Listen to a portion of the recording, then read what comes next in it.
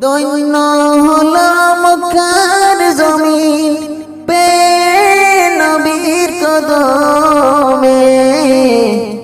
দৈন্য হলো মক্কার জমিন পেয়ে নবীর কদমে।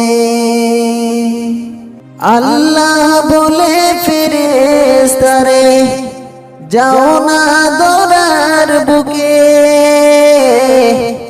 জন্ম নিবে হাবিব আমার মা আমিনার ঘরে। খুশি হলো মা আমিনা চুয়ে নবীর বদন। খুশি হলো মা আমিনা চুয়ে নবীর বদন।